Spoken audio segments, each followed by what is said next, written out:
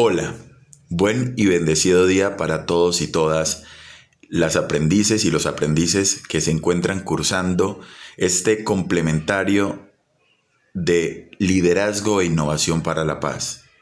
Mi nombre es Jeffrey Alexander Rodríguez Guarán y en este segundo día vamos a iniciar con un proceso de aprendizaje de la segunda unidad. La segunda unidad refiere al sujeto social para la reconstrucción del tejido social. Iniciemos. Lo primero que debemos saber es qué es un sujeto social. Cuando hablamos de un sujeto social, hablamos de las personas que hacen parte de una agrupación social, aquellas personas que hacen parte de una familia, de un barrio, de un municipio, de un departamento, de un país. Y cuando hablamos de municipio, hablamos también de sus veredas, corregimientos, etc. En ese sentido, cuando hablamos de sujeto social, hablamos de todas las personas que vivimos dentro de las normas jurídicas y las costumbres sociales de nuestro país, Colombia. En ese sentido, compartimos una experiencia y una identidad colectiva.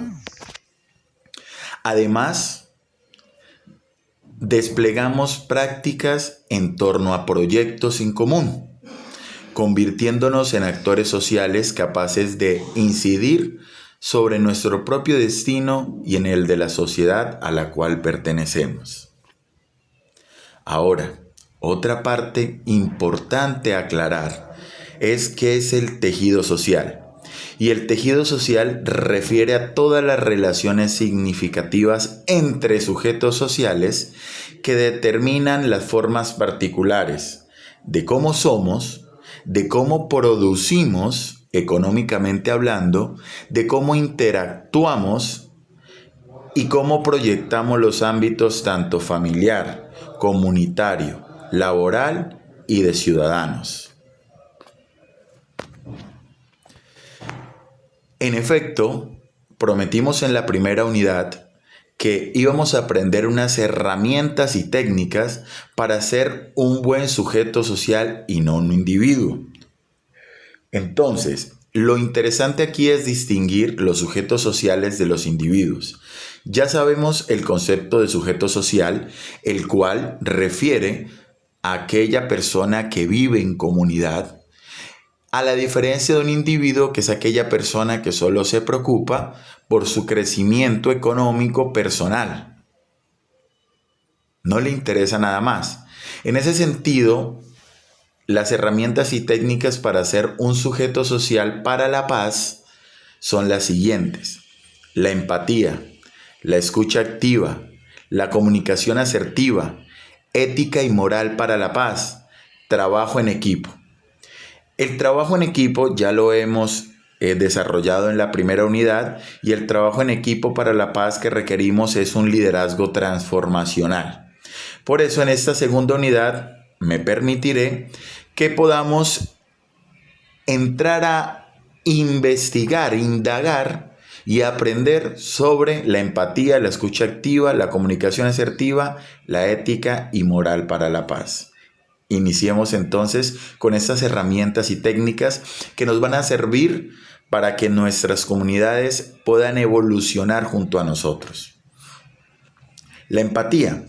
La empatía, en resumidas cuentas, es cómo tenemos la capacidad, siendo sujetos sociales, de colocarnos en la posición del otro, en saber qué está sintiendo el otro y poder compartir ese sentimiento con respeto e interés. Por eso, es la capacidad de conectarnos emocionalmente con los demás, porque permite reconocer, compartir y entender esos estados de ánimos de esos seres humanos. Una persona empática es aquella que tiene actitudes positivas, como escuchar a los demás cuando están atravesando una situación difícil, comprender cómo se sienten, solidarizarnos con ellos y ayudar a quienes más lo necesitan. La escucha activa. Para hablar sobre la escucha activa, debemos necesariamente diferenciar entre oír, escuchar y escuchar activamente. Cuando nos referimos a oír es cuando nos encontramos en algún lugar y sabemos que a unos metros de nosotros se encuentra, por ejemplo, una pareja de amigos hablando. Oímos los susurros y las voces, pero no sabemos el mensaje que allí se está transmitiendo. Entonces, no sabemos la conversación que dice en realidad, pero sabemos y podemos identificar por medio del oír que están teniendo una comunicación o una discusión. Sabemos que hablan, pero no sabemos qué dicen. Cuando hablamos de escuchar, hablamos de que estamos sosteniendo una conversación con alguien, estamos escuchando lo que nos dice, pero no ponemos en práctica su petición o su solicitud. Cuando escuchamos activamente, estamos aplicando una estrategia de comunicación que tiene la habilidad, o sea, nos da la habilidad de escuchar con conciencia plena el mensaje del interlocutor con el objetivo de entender lo que está diciendo de manera enfocada y empática, y además recibe una retroalimentación, o sea que ponemos en práctica las solicitudes que nos están realizando. Voy a dar un ejemplo sobre ello, entre escucha y escucha activa. En el caso en el cual nos encontremos en un ámbito comunitario y nos dice otro sujeto social, que puede ser nuestro vecino, que no le gusta que cuando nos reunimos en torno a la Junta de Acción Comunal, que le digamos su sobrenombre, por ejemplo, Chigüiro, y entonces a la siguiente reunión volvemos y le repetimos: Chigüiro, por favor, pase a exponernos su idea de trabajo comunitario de la siguiente minga. Si ya sabemos que alguien nos dijo que no le gusta que le digamos su sobrenombre, a la siguiente, aunque lo escuchamos, volvemos y lo repetimos, solo estamos escuchando.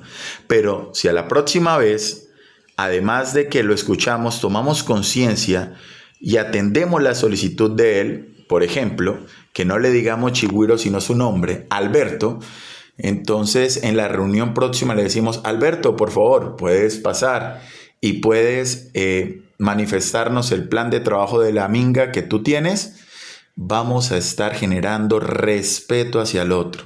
Vamos a estar generando escucha activa, porque si solo generamos escucha y volvemos y le repetimos su sobrenombre, Chigüiro, obviamente él va a sentir desazón, va a sentir un poco de rabia y va a existir un lío entre los dos. Y lo que buscamos es que no existan barreras que vayan a impedir una buena relación con nuestros pares, con los demás seres humanos, con los demás sujetos sociales.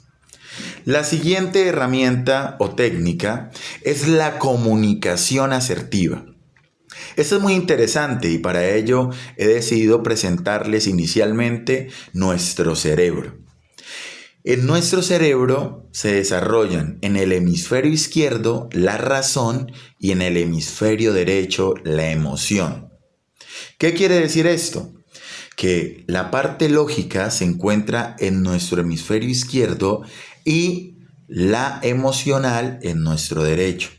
Debemos estar haciendo constantemente un balance entre nuestro hemisferio izquierdo y derecho para poder reaccionar de manera positiva y tener comunicación asertiva para con las demás personas. Por ejemplo, nos encontramos junto a nuestra pareja un día común y corriente y le entra un mensaje el cual dice: mi amor, te estoy esperando. Y el nombre del mensaje es Juan Mecánico. De inmediato se activa la parte emocional de nuestro cerebro. Podríamos creer que nos están siendo infieles, que nos están fallando emocionalmente. Es entonces que si nos dejamos llevar solo por el hemisferio derecho, o sea, la emoción, podríamos reaccionar de mala manera, decir palabras que después nos podamos llegar a arrepentir o tener acciones agresivas, dejarnos llevar por la emocionalidad. Por el contrario, si hacemos una nivelación con la lógica, trataremos de respirar, alejarnos si es necesario y luego indagar qué sucede. Pueden ocurrir dos escenarios. Uno, su madre lo había llamado un poco más temprano para decirle que se le había pinchado la moto y que no tenía el celular. Como no llegaba muy rápido, le escribió desde el número de Juan, que es mecánico en el pueblo, para decirle: mi amor, te demoras, pero si no hacemos la parte lógica e indagamos, podemos cometer un atropello contra la persona. En el caso en que efectivamente sí nos estén fallando emocionalmente, nos estén faltando a nuestra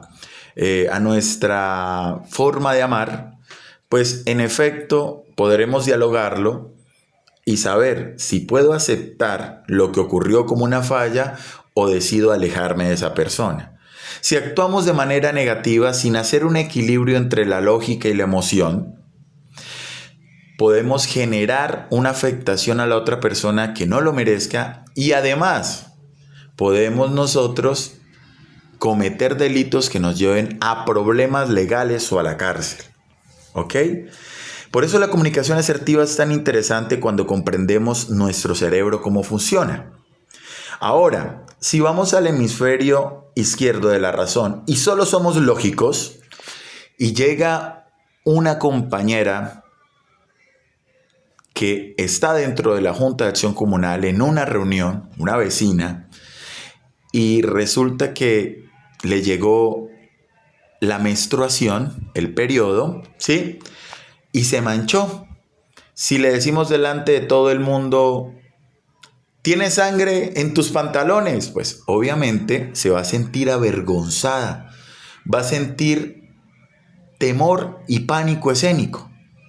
Pero estamos siendo lógicos, estamos diciendo la verdad, estás manchada, pero no estamos teniendo en cuenta la empatía y no estamos haciendo un equilibrio con lo emocional y la razón.